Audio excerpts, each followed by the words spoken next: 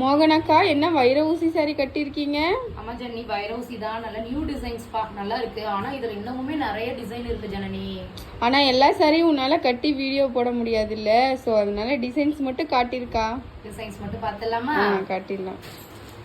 3 design and திலகம் design ரொம்ப ரொம்ப பியூட்டிஃபுல்லா இருக்கும்.